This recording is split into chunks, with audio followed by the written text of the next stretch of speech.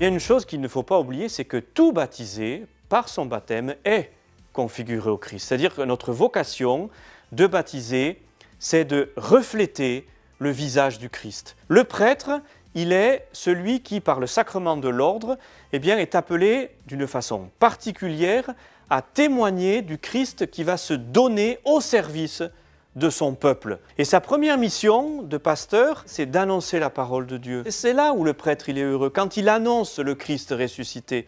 Voyez, quand il donne la vie de Dieu à travers les sacrements, quand il est au milieu de son peuple. Et puis il est pasteur en ce sens qu'il va conduire le troupeau, non pas comme un dictateur qui va régner sur son peuple, mais comme un berger qui marche avec le troupeau, alors parfois devant pour montrer le chemin, parfois derrière pour se laisser lui aussi conduire, parce que les brebis, elles savent où se trouvent les verts pâturages, et parfois au milieu pour encourager les plus faibles et les plus fragiles.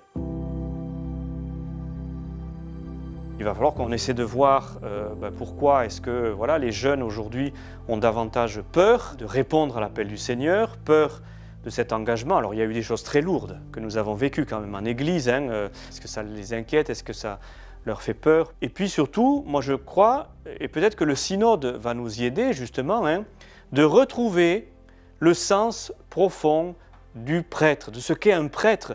Mais on ne pourra le faire que si les laïcs redécouvrent leur vocation baptismale. Voilà. La meilleure façon qu'un laïc puisse aider un prêtre, c'est de lui permettre d'être prêtre et d'assumer pleinement sa vocation de prêtre.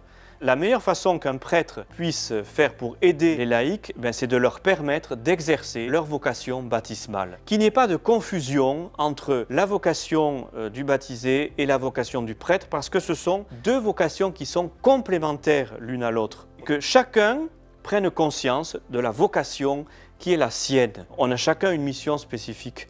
Et quand on exerce ce pourquoi le Seigneur nous a appelés et pourquoi il nous a consacrés, là on est heureux et épanoui.